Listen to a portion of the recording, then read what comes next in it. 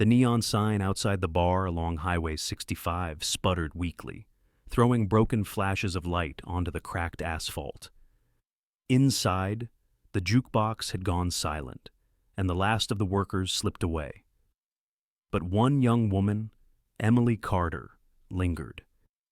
21 years old, a waitress pulling another late shift, she removed her apron, waved to a coworker, and stepped into the night. The parking lot was nearly deserted. No wind, no crickets, just the faint glow of yellow streetlights stretching long shadows across abandoned cars. You step into that lot, the only sound your shoes echoing on concrete. Would you notice the flickering neon as a warning, or nothing at all? A security camera caught the moment. Emily, petite with dark hair tied back, walking toward her green Chevrolet Cavalier. She pulled out her phone, thumbed a quick message to her boyfriend. "I'm on my way."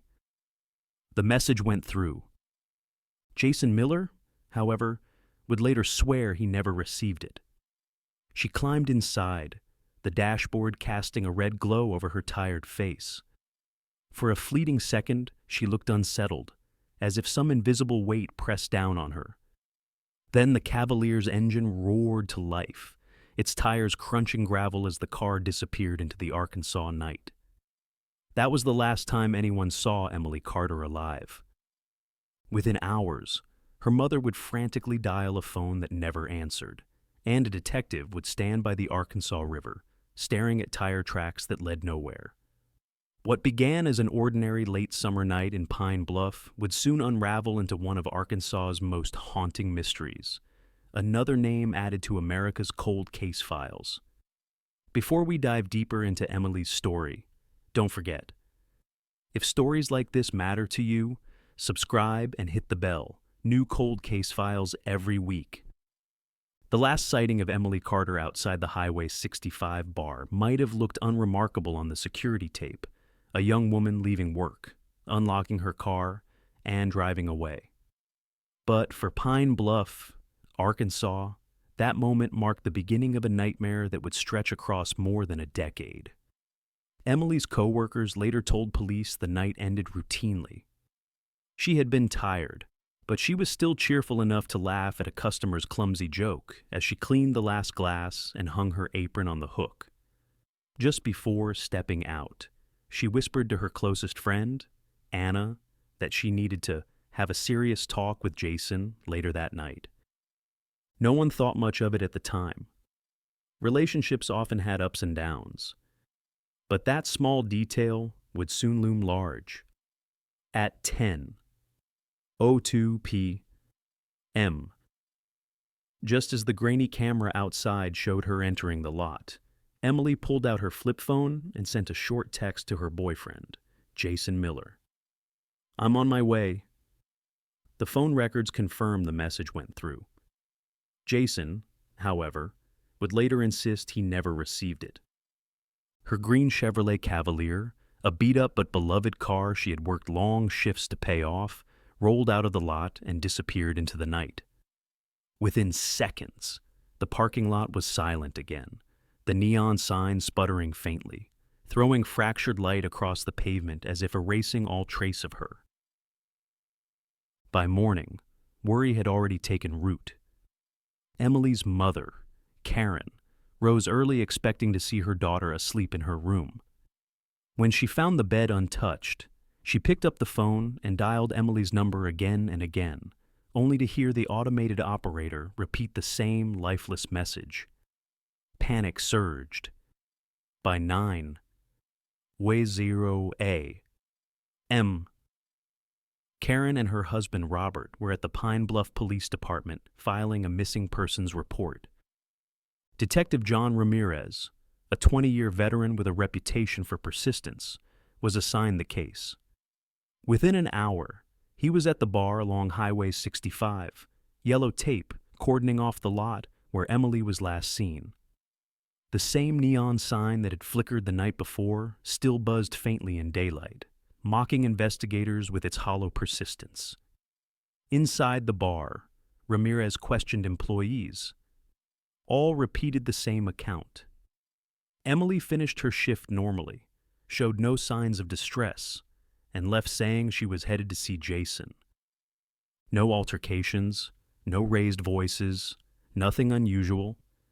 For Ramirez, this meant her disappearance happened after she left that lot, outside the view of cameras, in the dark gap where evidence often vanished. The first major clue came from the ground itself. An officer kneeling near the lot's edge pointed out fresh tire tracks leading down a dirt path toward the Arkansas River, less than 200 yards away. The grass was pressed flat, the soil gouged in a way that suggested a vehicle had skidded or been forced forward. Ramirez crouched, pressing his fingertips to the damp soil. The impressions were fresh, likely from the previous night. He followed the tracks as they cut through tall weeds and ended at the river's rocky sandbank. Beyond that point, the water churned dark and fast, swollen from late summer rains. If Emily's car had gone in, the current could have dragged it downstream within minutes. Ramirez stood silently, eyes fixed on the swirling current. He knew the Arkansas River was treacherous, thick mud on the bottom, jagged rocks hidden under the surface, currents strong enough to swallow evidence forever. Turning to his team, he ordered the area sealed and a command post erected. By midday, local divers had arrived in rubber suits, hauling oxygen tanks and heavy ropes down the bank. One by one, they slipped into the murky water. Officers on shore waited tensely, scanning the rippling surface for any sign of metal or glass. Each minute felt heavy, stretched thin by dread. When the divers resurfaced, they shook their heads. Visibility was near zero. They found only branches and debris, no sign of a submerged vehicle. The Carter family soon arrived at the scene. Karen clutched a framed photo of Emily, her eyes desperate as she watched the river swallow every effort. Robert stood beside her, jaw tight, hand trembling as he held his wife's shoulder. Ramirez approached gently, explaining that the tracks pointed to the river, but no vehicle had yet been found. His words were measured, intended to reassure, but he knew they offered little real comfort. The next day, search operations expanded. Rescue boats swept 10 miles downstream. Helicopters hovered overhead, their searchlights piercing the water's surface. K-9 units were brought in, dogs sniffing Emily's denim jacket before charging down the same dirt path, barking at the river's edge as if confirming what everyone feared. Still, nothing surfaced. The Arkansas River gave back no secrets. Back at the station, Ramirez began examining phone records. The telecom company confirmed Emily's final outgoing text at 10:02 p.m. to Jason Miller. The records also showed a brief call from her phone to Jason's number that same minute, lasting 27 seconds. Jason denied ever receiving it. If you read that 10:02 p.m. text and heard Jason deny it, what would you believe? To Ramirez, the contradiction was glaring. Either Jason was lying, or something happened to the phone's signal after it left the tower. But the record was solid. There was no mistake. When interviewed, Jason appeared cooperative, even inviting detectives into his home. He said Emily never showed up, that he had been home alone watching TV and dozing on the couch. No witnesses could corroborate his alibi. He admitted their relationship had been rocky, but insisted he'd loved her and wanted her back. Ramirez noted Jason's restless hands, his shifting eyes, the way sweat gathered on his forehead when pressed about the call. There was no arrestable evidence, but suspicion clung to him like a shadow. Meanwhile, volunteers joined the search. Dozens of locals scoured riverbanks and back roads. Flyers with Emily's photo appeared on storefront windows, gas stations, and church bulletin boards. The Arkansas Democrat-Gazette ran her story across the state, and television news broadcast interviews with her tearful parents. Divers returned to the river daily, groping through sludge and rock. They emerged exhausted, reporting visibility of less than 2 feet, describing the effort as searching blind. Each fruitless dive chipped away at hope. On one desperate afternoon, a volunteer found a pair of white women's shoes tangled in reeds near the water. For a brief moment, hearts raced. Karen collapsed in tears, believing they might belong to Emily. But lab results soon proved otherwise. The relief of an answer dissolved into heavier despair. By the end of that first week, Ramirez summarized his findings in a blunt report. 8s, last seen leaving work at 10. O2P. M. Final text and call sent to Jason Miller. Tire tracks leading to Arkansas River. Divers, boats, and helicopters yielded no vehicle, no body. Primary hypothesis.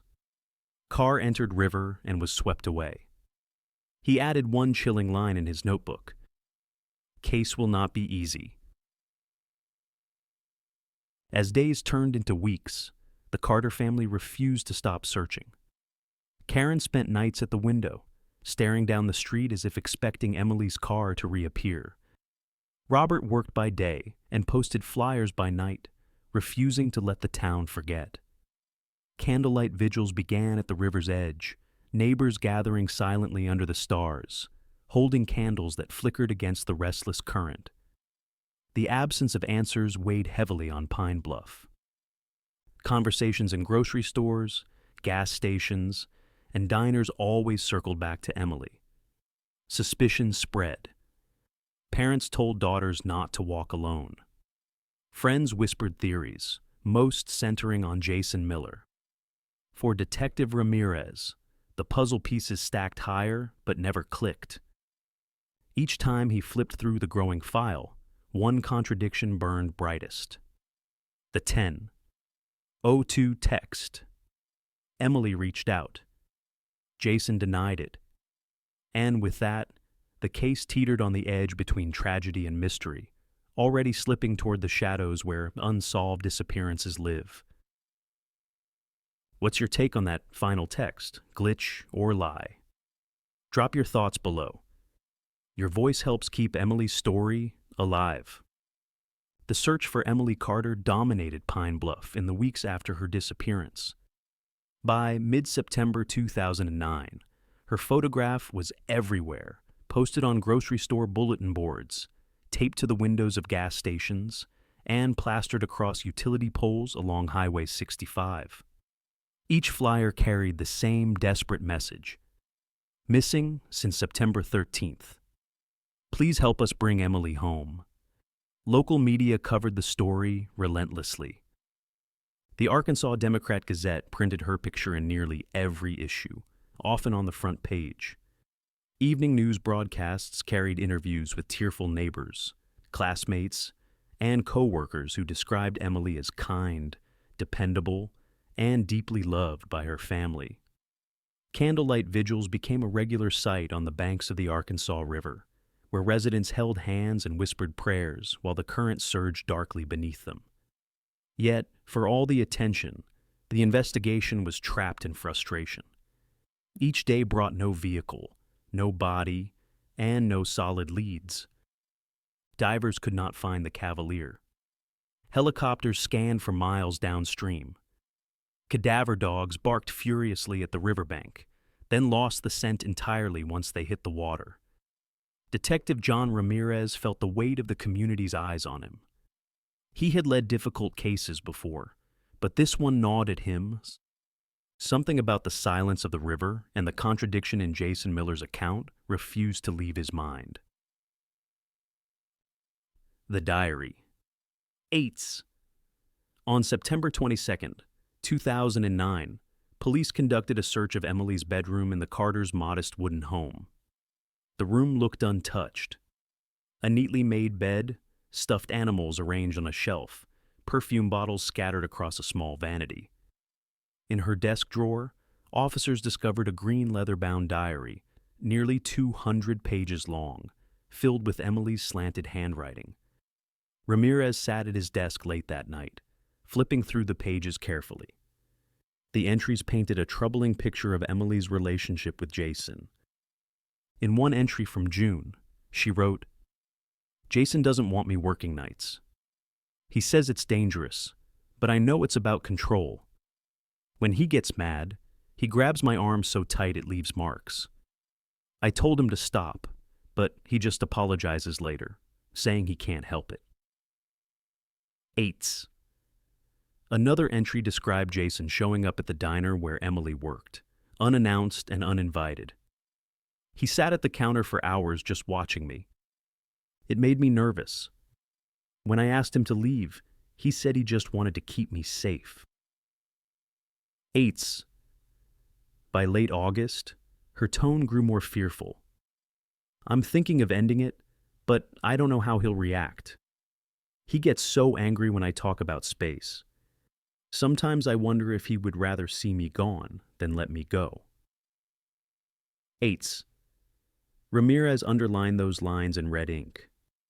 In his report, he summarized bluntly, "Diary indicates history of controlling behavior and potential for violence.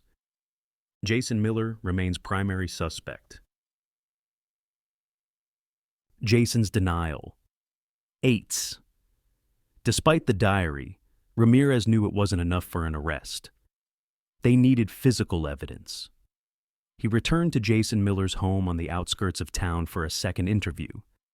Jason, 24 years old, answered the door in a wrinkled white t-shirt and jeans. His brown hair was messy, and his eyes looked weary as though he hadn't slept.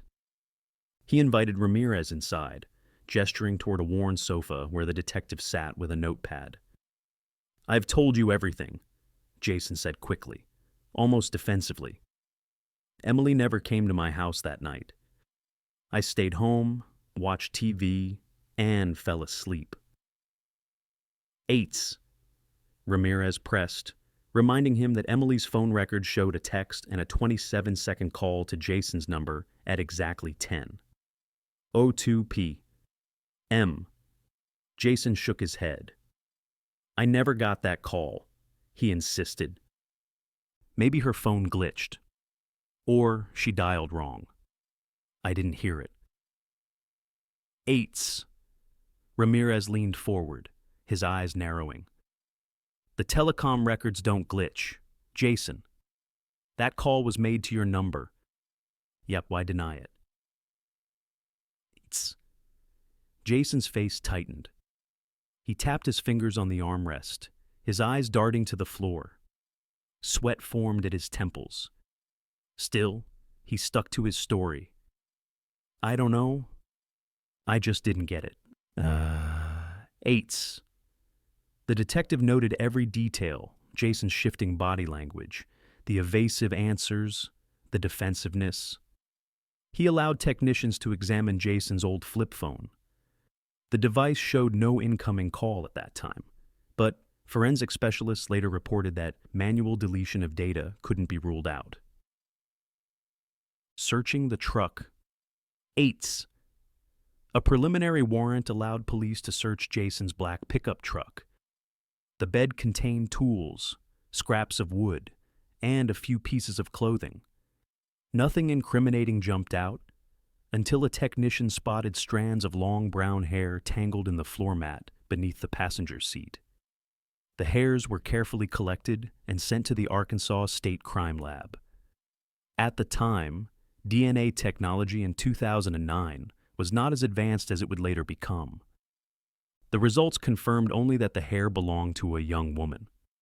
It could have been Emily's, but it could also have been any other female passenger. Without conclusive proof, the evidence hovered in limbo. When confronted with the hair, Jason shrugged. "Emily rode in my truck all the time. Of course her hair could be there. That proves nothing." 8. Ramirez clenched his jaw but had to admit, at least officially, that Jason was right.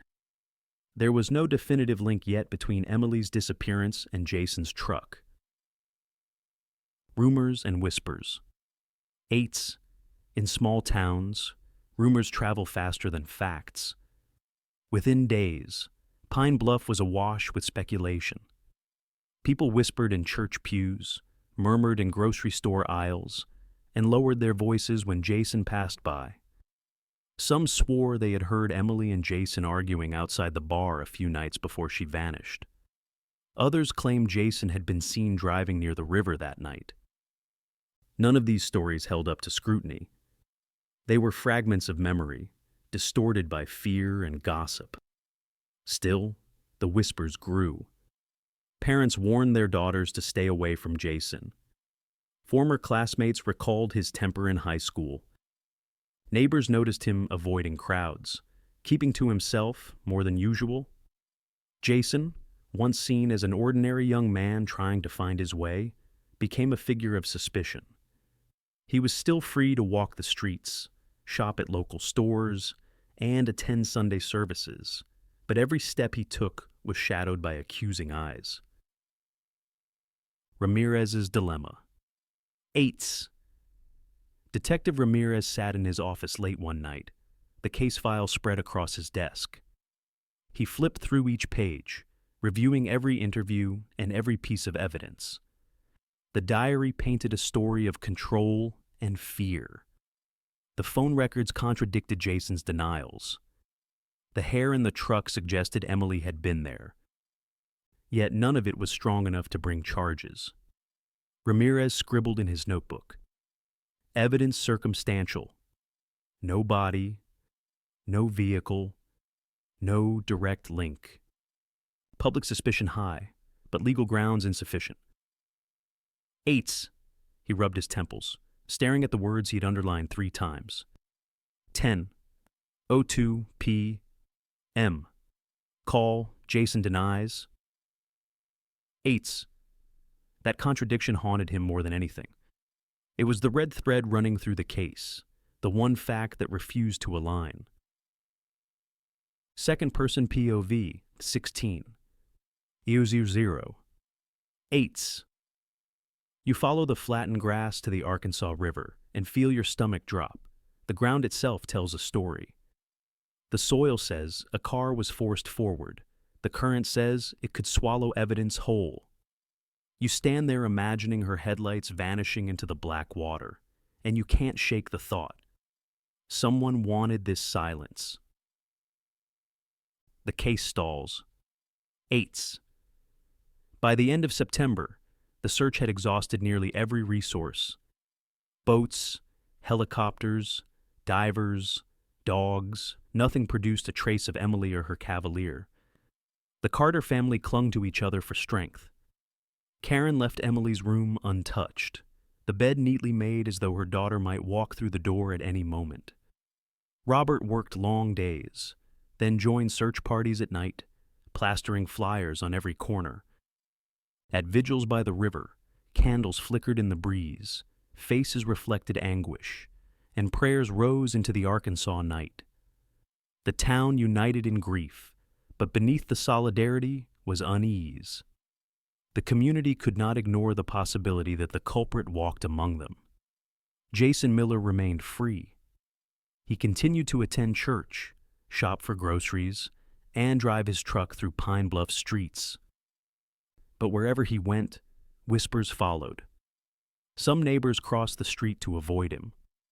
Others watched him with suspicion, murmuring to their friends after he passed. In official records, the case stood at a standstill. Ramirez's report to his superiors read, "No vehicle, no body, no evidence sufficient to charge.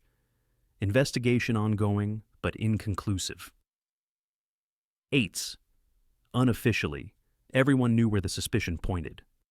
And so, Pine Bluff entered October 2009 with a chilling paradox. The community believed it knew who had taken Emily Carter, yet the law could not act.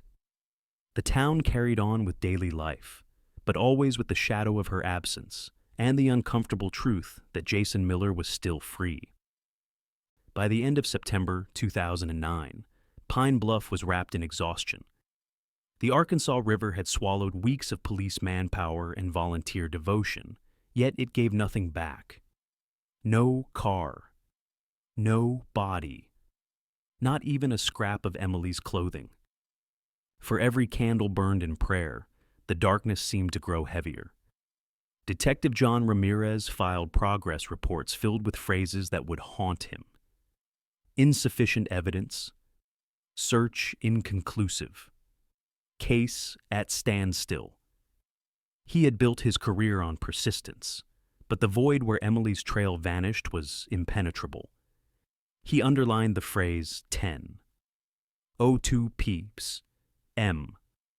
Text to Jason Miller 3 times in red ink, as if by sheer emphasis he could force the universe to yield an answer.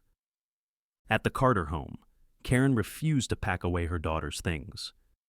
Emily's denim jacket still hung on a chair, her bed still neatly made, the faint smell of her cheap perfume still clinging to the air. Each night, Karen pressed her daughter's phone against her ear, dialing only to hear the mechanical operator's voice. Robert coped differently. Long hours at work, late nights posting missing flyers on store windows and gas stations, quietly repeating the mantra, "We'll find her." 8. But weeks turned into months, and hope grew brittle. 24. EU0, second-person POV. 8. You wait at the riverbank as divers resurface, their helmets dripping with brown water. They shake their heads, signaling nothing was found. The current has erased every clue. How long would you keep hoping? Would you come back tomorrow, and the next, knowing the water will never answer? The community tried to keep faith. Churches hosted prayer circles. The Pine Bluff newspaper ran features headlined, "Search for Emily Continues." Yet, behind closed doors, many residents whispered doubts. Some claimed Emily had simply run away, tired of small-town life. Others whispered that Jason Miller's story didn't add up, though no one could prove it. By March 2010, after 6 months of unanswered searches and inconclusive forensics, the Arkansas Criminal Investigation Division issued a formal notice. Emily Carter's case was being reclassified as a cold case. The language was clinical, merciless. Due to lack of evidence, active investigation suspended until new leads emerge. 8. When Ramirez read the notice in his office, he felt his stomach tighten. To him, this was not just paperwork, it was failure printed in black ink. Across town, the Carters received the news with anguish. Karen collapsed in the police station hallway, her cries echoing down the sterile corridor. Robert held her up, his own face pale and hollow. By late 2010, Emily's file was sealed among thousands of forgotten cold case files. But the Carters would not let her be forgotten. In their front yard, they erected a makeshift altar. Emily's graduation photo framed in white lilies, a small sign reading, "Justice for Emily." Local TV stations covered the vigil, showing Karen clutching the photo while Robert thanked volunteers with a cracked voice. Pine Bluff residents lined up with candles, whispering prayers against the hum of cicadas and the steady rush of the Arkansas River nearby. As months bled into years, those vigils became traditions. Each September, on the anniversary of her disappearance, the Carter family and dozens of neighbors gathered by the riverbank. The flicker of hundreds of candles mirrored on the dark water, their flames trembling in the night breeze. Silence always followed.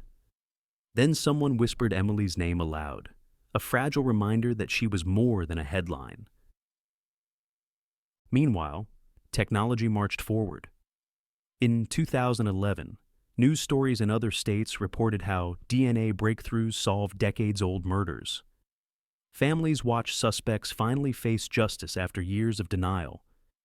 Each broadcast cut Karen's heart like glass.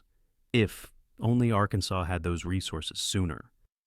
Detective Ramirez, though reassigned to newer cases, kept Emily's file on his desk. On quiet nights, he reopened the diary entries, reread Jason's denials, stared at the phone record showing the unanswered 10. 02 p.m. Text. He scribbled in the margins. Critical point. Reassessed with future technology. It was his personal vow. He would not forget. By 2012, Pine Bluff's gossip hardened into certainty for many. Jason Miller had become a name synonymous with suspicion. Neighbors watched him when he shopped for groceries. Whispers followed him in church pews. His new relationships were shadowed by side glances and muttered warnings. Yet legally, he walked free. Without a body or car, prosecutors had no case. The Carter family responded by intensifying their campaign. They spoke at schools and churches, urging vigilance. Karen told students at the University of Arkansas, "My daughter's voice was silenced, but yours doesn't have to be. If you see control or violence in a relationship, speak out." Her words carried weight, transforming Emily's story into a cautionary tale for young women across the state. In 2013, a group of college volunteers from Little Rock, moved by the family's resilience, launched a website called Justice for Emily. At first, it simply reposted newspaper articles and photos of the missing waitress. But soon, it grew into a community archive. Timelines, interviews, and a tip submission form. Some emails claimed sightings of Emily in Memphis or Dallas. Others suggested Jason had drunkenly confessed to friends. Most tips lacked evidence, but the site drew thousands of views each year. For the Carters, it was a fragile lifeline. Even in silence, strangers kept their daughter's name alive. By 2014, 5 long years had passed. The official investigation remained dormant, but the vigil flames never went out. The Carter home became a landmark of grief and resilience. Reporters still knocked on their door each September, asking how they endured. Karen's answer was always the same. "We don't give up. Emily deserves her truth." Ates, Ramirez, now older, grayer, still carried the file. Sometimes, he drove past Jason's house, noting the ordinary suburban calm. A man playing catch with his son, mowing his lawn, waving to neighbors. But to Ramirez, the image was hollow. He remembered the lies, the evasions, the night Emily vanished. He whispered to himself, "It isn't over. Not yet." As Pine Bluff settled into routine life, the shadow of Emily's disappearance remained. Parents told their children not to walk home late. Women in night shifts felt a chill walking to their cars. The Arkansas River became a symbol, not of beauty, but of secrets too heavy for its waters. The case was frozen, yes, but never forgotten. And though the official label read "cold case," the Carters' grief burned hotter each year. Emily Carter was not simply gone. She was the ghost at every vigil, the whispered name in church halls, the smiling face on weathered flyers curling on telephone poles. And for Pine Bluff, she was a wound that would not heal until truth surfaced. For more than a decade, the Carter family and the Pine Bluff community lived in limbo. Emily's name resurfaced each September at candlelight vigils, but the Arkansas River still held its silence. Detectives had filed reports, volunteers had searched fields and back roads, and journalists had revisited the story every anniversary. But the absence of a body and car left the case frozen in uncertainty. For years, the phrase "insufficient evidence" defined Emily Carter's disappearance. By 2021, technology had advanced far beyond the tools available in 2009. Cold case detectives across America were beginning to collaborate with independent search and recovery teams, civilian divers equipped with sonar devices, drones, and high-definition mapping technology. These groups had gained national recognition after recovering dozens of submerged cars from lakes and rivers, giving answers to families who had waited decades.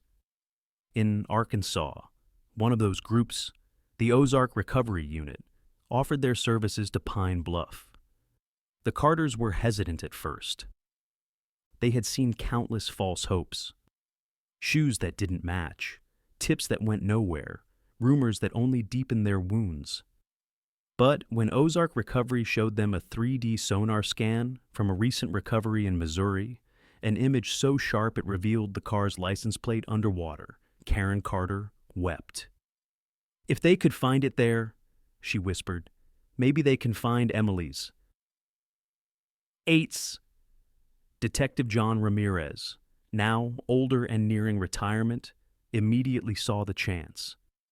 For 12 years, the Arkansas River had taunted him.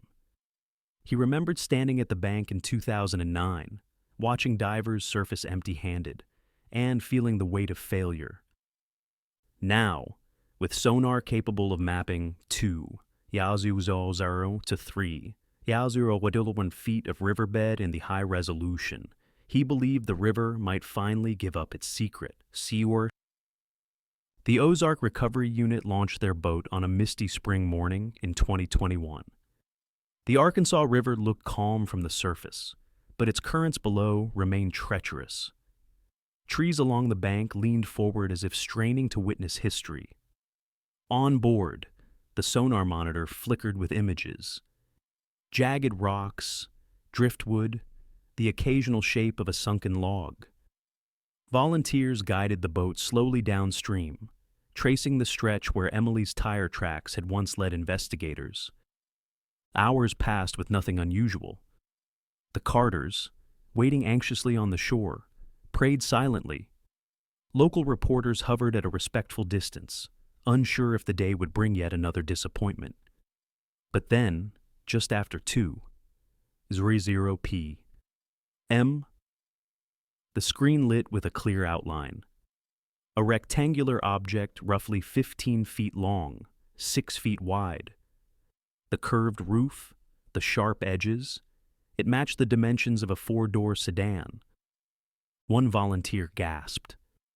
Another leaned closer, tracing the screen with a finger. The object wasn't shaped like debris or a log. It was smooth, uniform, unmistakably man-made. "That's a car," one of them said, voice trembling. God, that could be her car.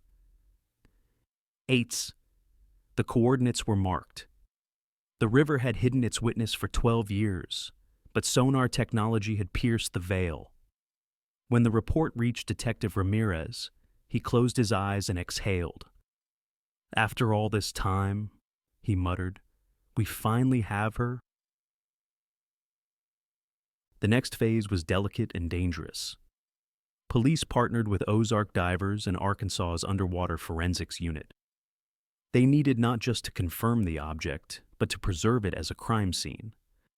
A crane-equipped barge was positioned near the coordinates. Divers suited up in black wetsuits, helmets, and oxygen tanks. Ropes coiled neatly on deck. Oh, the Carters stood on shore, Robert's arm tightly around Karen as she clutched Emily's framed photo.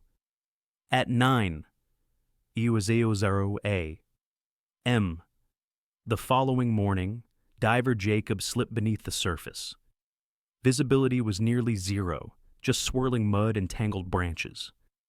He inched forward, flashlight beam cutting through the murk. His gloved hand brushed something hard, cold, and curved. He tapped lightly.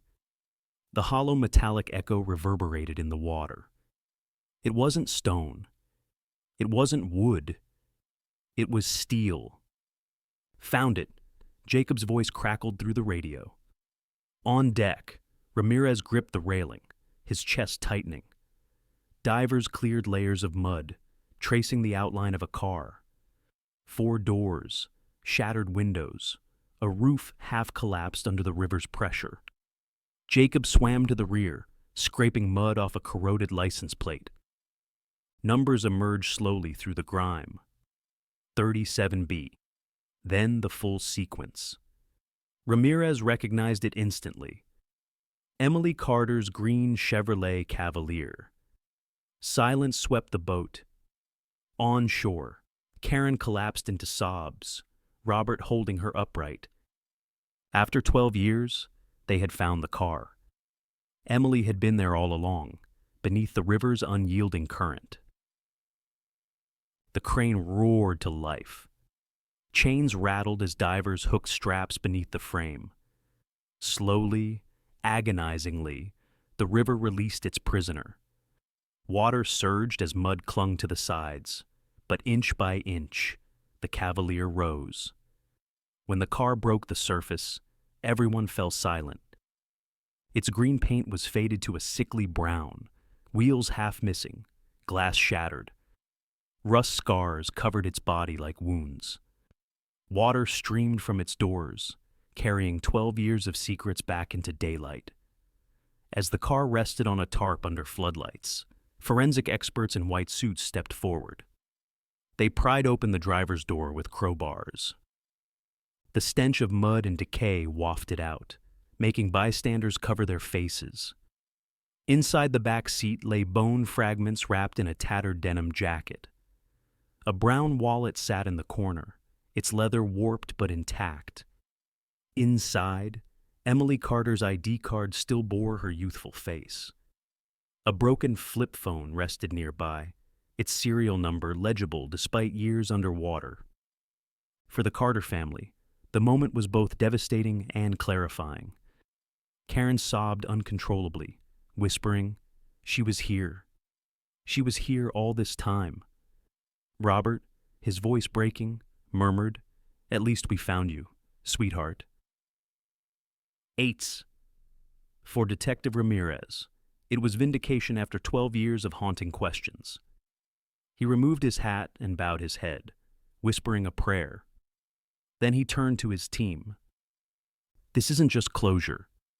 This is evidence. This case isn't over. It's finally beginning again." The remains were sent for DNA confirmation, though no one doubted the identity.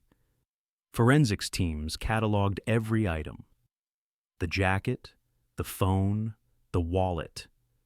The car itself, corroded but intact, was transported to a secure facility for further analysis. The discovery shook Pine Bluff to its core. Locals lined the riverbank, some crying, some praying, others simply staring in disbelief. For years, they had walked past Jason Miller in grocery stores, nodded to him at church, waved at him on neighborhood streets, while Emily's body lay submerged in the river. The revelation reignited both sorrow and fury. "We lived with a killer among us," one neighbor said, "and we never knew." By late 2010, Emily's file was sealed among thousands of forgotten cold case files. But in 2021, volunteers who combed through cold case files used 3D sonar to scan the Arkansas River, and what they found rewrote everything. You're on the boat when the outline appears: curved roof, 4 doors. Would you call it in or doubt your eyes? What would it feel like, watching a 12-year mystery rise out of the river right before you? As the story spread, national outlets picked it up. The footage of the muddy Cavalier being pulled from the river ran on evening news broadcasts across the country. Social media buzzed with outrage and fascination. And for the first time in 12 years, the Carter family felt the world stand with them. It's Share This Video. Volunteer sonar teams are solving cold case files nationwide. Your share shines light on others still waiting for justice. The moment Emily Carter's Chevrolet Cavalier emerged from the Arkansas River, Pine Bluff held its collective breath. For 12 years, speculation had circled endlessly: accident, runaway, foul play. But now the vehicle itself had risen from the depths, a waterlogged coffin carrying long-buried truths. Detective John Ramirez watched intently as the battered car was lowered onto a wide forensic tarp under blazing floodlights. Specialists in white Tyvek suits moved with precision, their gloved hands steady despite the weight of the moment. Photographs were taken from every angle: rust scars, shattered glass, missing wheels. The air smelled of wet iron, mud, and time itself. Forensics knew that every inch mattered. 12 years of silence could still speak if handled carefully. When the driver's door was pried open with a groan of rusted hinges, the stench of decay rolled out, making onlookers step back. Inside, buried under layers of mud and river silt, they found fragments that no one wanted but everyone expected. Human remains. The most chilling discovery came in the back seat, a cluster of bone fragments, including part of a skull, wrapped in the tatters of a denim jacket. That jacket matched what Emily was last seen wearing on the bar's surveillance footage. Nearby, a brown wallet with swollen, waterlogged leather lay wedged under the seat. Inside, Emily's driver's license showed her youthful face frozen in time. A broken flip phone, its keypad peeling and screen cracked, rested beside it. These weren't just relics. They were the keys to unlocking the mystery. At the Arkansas State Crime Lab in Little Rock, analysts began their painstaking work. First, they examined the skull fragment. Under bright magnification, a fracture line stretched diagonally across the right temple, measuring nearly an inch wide. The edges were sharp and clean, not the result of a slow river crush, not consistent with water damage. A coroner's report stated unequivocally, this was the mark of blunt force trauma, inflicted before Emily's body ever entered the water. She had been struck violently, with enough force to fracture bone. The Arkansas River hadn't claimed her life. It had only concealed her killer's crime. Detective Ramirez received the report and felt a surge of grim clarity. For 12 years, he had been haunted by uncertainty. Now, for the first time, he could say the words out loud. Emily Carter was murdered. The next revelation came from microscopic analysis of the Cavalier itself. On the driver's side frame, technicians found faint traces of dark red paint embedded into the metal. Under optical microscopy, the pigment didn't match the Cavalier's green finish. Instead, it resembled industrial coating used on heavy tools or blunt instruments. The theory emerged.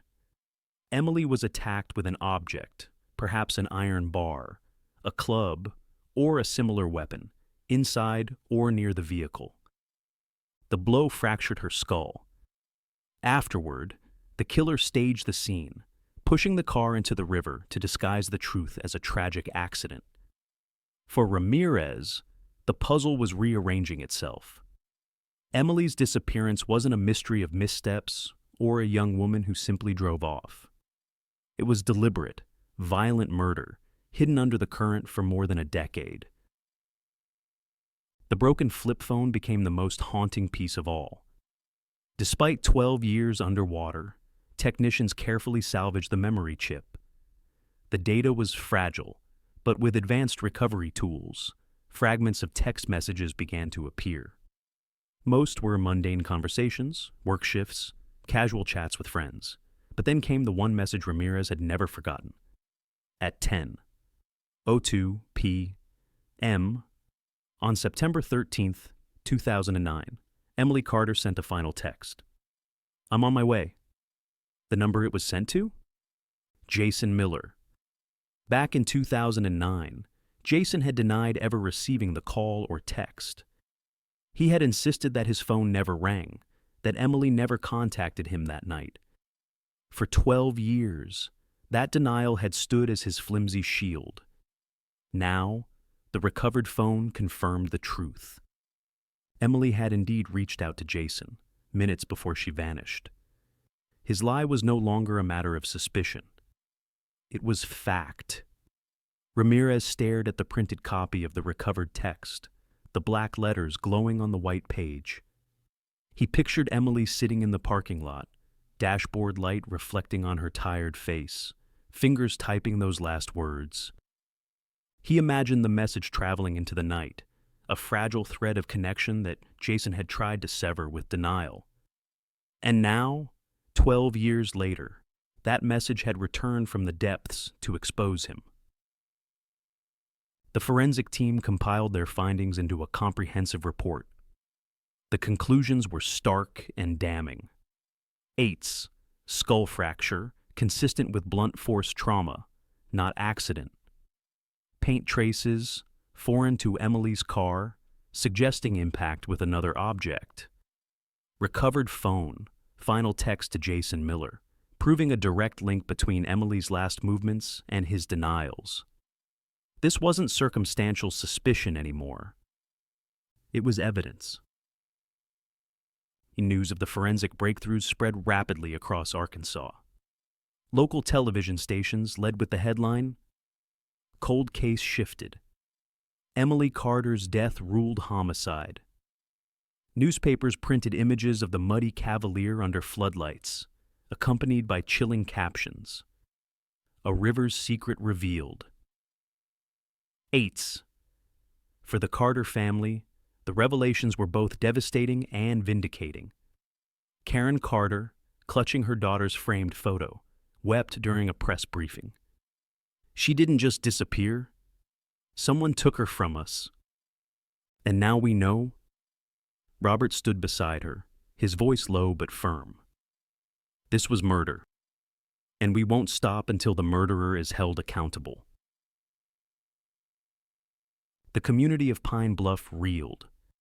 For years, they had debated whether Emily's disappearance was an accident or if Jason Miller bore responsibility. Now, the coroner's report silenced doubts. She had been struck before the river swallowed her car. The town's whispers grew louder. Grocery store conversations turned sharp. Neighbors exchanged uneasy glances, and Jason's name rose again like a ghost that had never really left. For Detective Ramirez, the case file transformed overnight. Where once his notes had circled around inconsistencies and missing evidence, now he underlined in bold red ink, "Murder confirmed. Link to Jason Miller undeniable." Now, you're not just watching a disappearance, you're staring at a murder.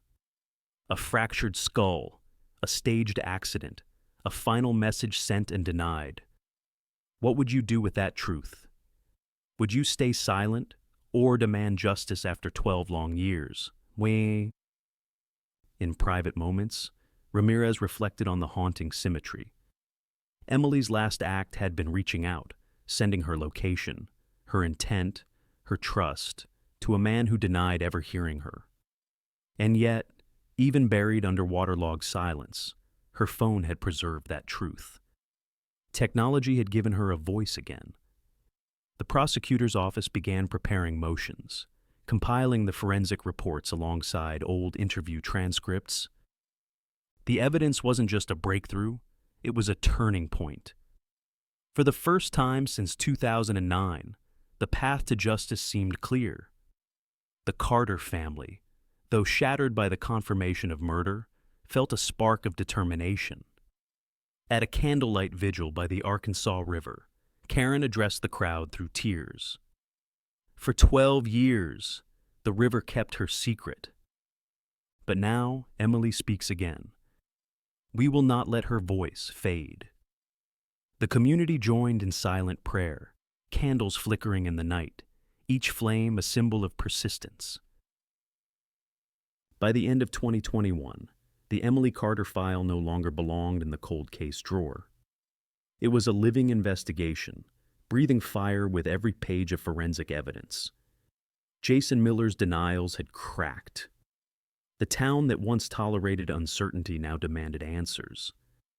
And for Detective Ramirez, the shadows of doubt finally parted, revealing not just suspicion, but truth carved into bone, metal, and digital fragments. The case was no longer about where Emily had gone. It was about who had put her in the river and why. The discovery of Emily's Chevrolet Cavalier and the forensic evidence it carried lit a fire under Arkansas investigators. For 12 long years, the case had been stagnant. Now, every lead that had once seemed thin was re-examined under the sharp light of science and persistence. Detective John Ramirez, seasoned but weary, knew the missing piece had to tie Jason Miller directly to Emily's final hours. That link came through a tactic as old as policing itself: the trash pull. In Pine Bluff, discarded garbage at the curb is legally considered public property. Officers watched Jason drag his green plastic bin to the curb on a humid summer evening. Hours later, under the cover of darkness, a plainclothes team collected every bag. Inside, they sifted through food scraps, bottles, and household waste until they found a single Coca-Cola can. On the rim, faint traces of saliva remained.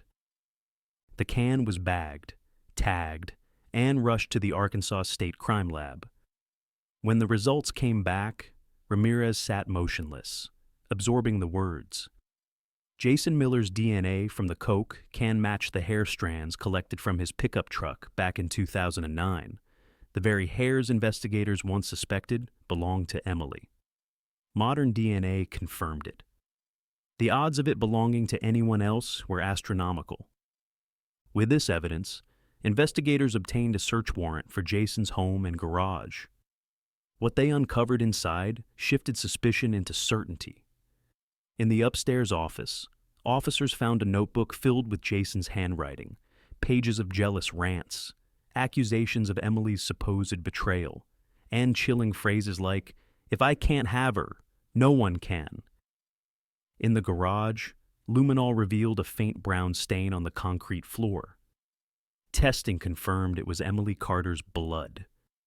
Even more damning, a false wall concealed a hidden compartment holding her necklace, a wallet, and magazines with her name.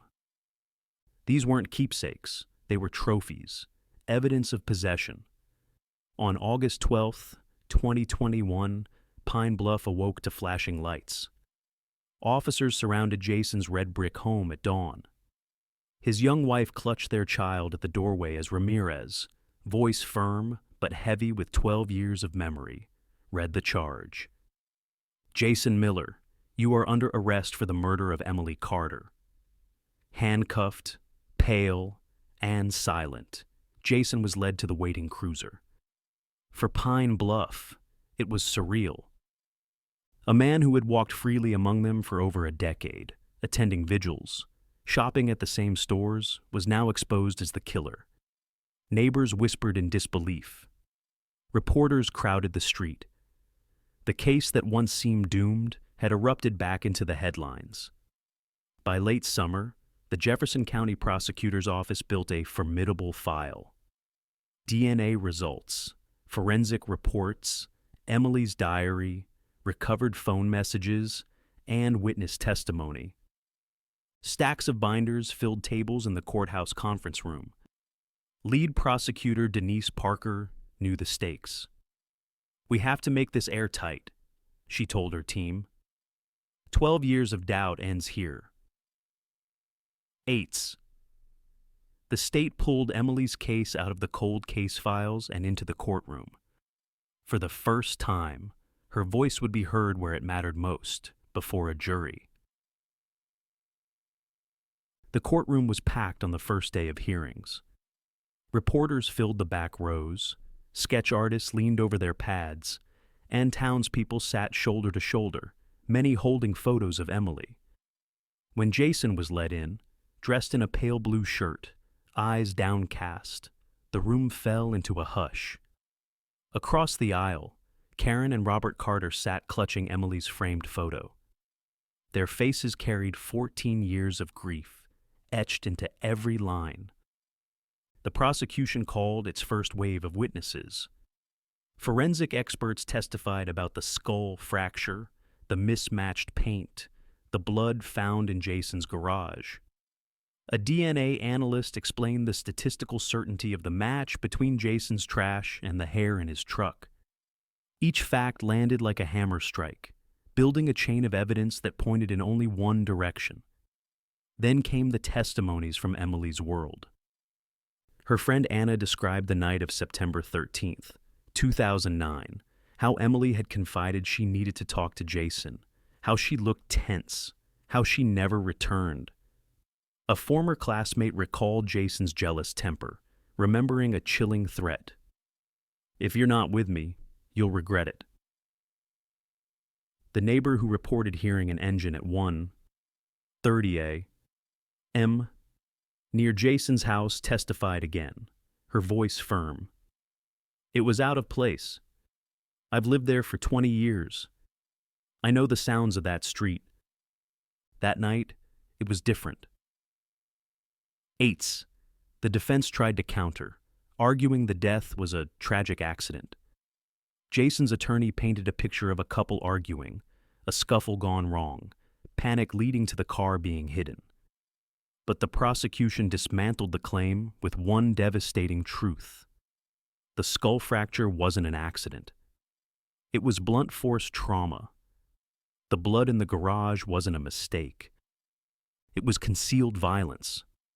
If you were on that jury, could you call this an accident after the skull fracture and the hidden blood? Could you ignore the notebook filled with threats, the trophies tucked away behind a false wall? The emotional peak came when Karen and Robert took the stand.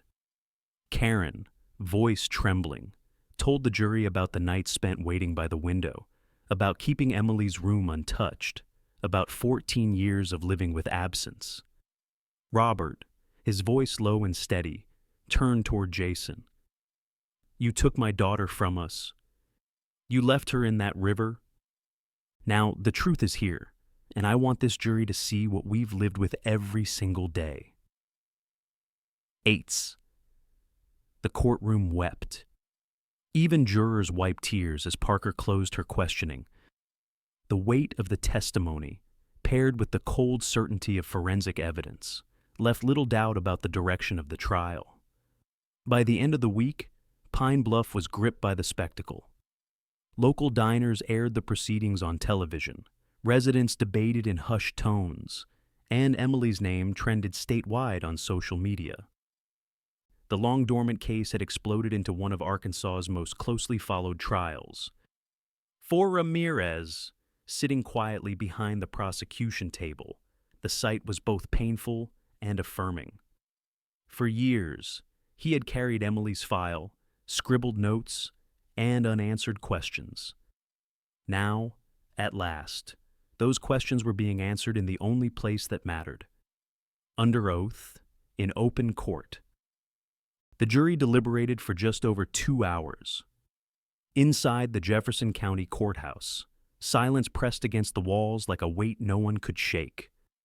Karen and Robert Carter sat in the front row, hands clasped so tightly their knuckles blanched. Detective John Ramirez sat a few benches back, his case file closed on his lap, knowing that everything came down to this moment. When the heavy wooden door opened and the jurors filed back in, Pine Bluff seemed to hold its collective breath. The foreman rose, a folded slip of paper trembling in his hand. The judge asked the question that had hung over this case for 12 long years. "Have you reached a verdict?" 8. The answer was steady, clear, and final.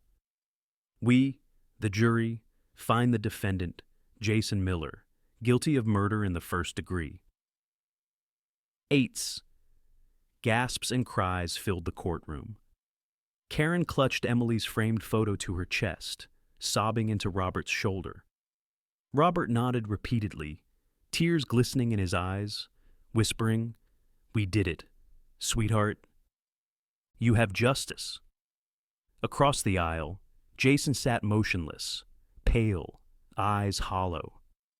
The gavel struck 3 times. The sentence was delivered. Life imprisonment without parole. After 12 years of haunting suspicion and silence, the shadow that had loomed over Pine Bluff was finally named and condemned. The impact rippled through the town and across Arkansas. Reporters flooded the courthouse steps, broadcasting live. Neighbors who had once nodded politely to Jason in grocery store aisles now shook their heads in disbelief. "We lived next to a murderer all these years," one resident told cameras. Social media erupted with posts tagged, "Washu's justice for Emily." But for the Carters, the verdict wasn't the end. It was a pivot away from the abyss of uncertainty towards something resembling healing. At a press conference the following week, Robert announced the creation of the Emily Carter Scholarship, dedicated to supporting Arkansas students pursuing careers in social work and healthcare, the fields Emily had once dreamed of entering. "She wanted to help people," Karen said, her voice breaking. "This way, she still can." AIDS. The scholarship became a symbol, turning grief into opportunity. Donations poured in from across the state. Local businesses contributed, churches raised funds, and students wrote heartfelt letters thanking the Carters for giving hope in Emily's name. In Pine Bluff, the annual candlelight vigils changed, too. For over a decade, they had been scenes of sorrow, faces bowed in unanswered prayer by the rushing Arkansas River. Now, candles burn not only for loss, but also for remembrance and resilience.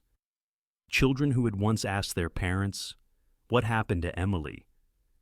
now carried candles themselves, learning that justice, though delayed, had finally come. Detective Ramirez, who retired shortly after the verdict, often attended those vigils quietly. He no longer carried Emily's file under his arm, but the case was etched into him. Sometimes he stood by the water's edge, watching the candlelight shimmer like stars across the surface, remembering the day the Cavalier rose from the depths.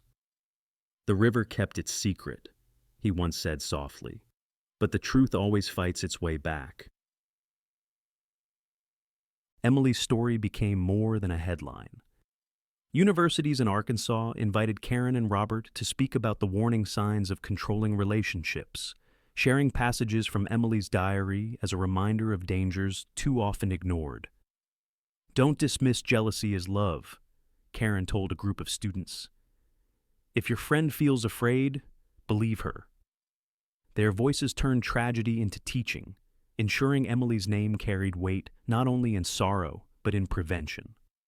News outlets across the country covered the case, highlighting how persistence, community pressure, and new technology, especially sonar and modern DNA analysis, reshaped the investigation. In one national broadcast, the reporter ended with haunting words. "It took 12 years, but the river gave up its secret. And now, Pine Bluff finally sleeps easier." You don't just watch these stories, you keep them alive.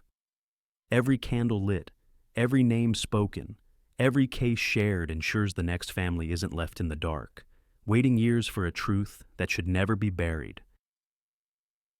The Carters' home, once filled only with quiet grief, now held stacks of thank you cards from scholarship recipients, bouquets from neighbors, and framed clippings of articles headlined, "Justice for Emily." Though their pain would never vanish, they carried themselves with a new sense of purpose. Karen often said, "She may be gone, but Emily is still shaping lives." Eights. In Pine Bluff, her story became a touchstone, a reminder that justice might be delayed, but it was never out of reach. Parents told their children about her when warning them to trust their instincts. Teachers referenced her scholarship when encouraging students to pursue careers of compassion. The Arkansas River, once seen as a grave, now became a place of remembrance, where candles glowed each September, not just for sorrow, but for legacy. And let this remind us, cold case files don't die, they wait for someone to listen. As the final chapter of the trial closed, the video message to viewers was clear. Emily Carter's story was one of pain, but also persistence. It was about a community refusing to let silence win, about technology finally giving voice to evidence long thought lost, and about a family who turned grief into something that could change lives. If you believe every cold case file deserves a voice, subscribe, like, and suggest the next case we should cover. Because justice delayed is not justice denied, and your support ensures these stories will never fade. And Emily Carter's name will forever echo in Pine Bluff, not as just another victim, but as a reminder of resilience, truth, and the enduring fight for justice. Her story closed one of Arkansas's darkest chapters, but opened countless new paths of hope.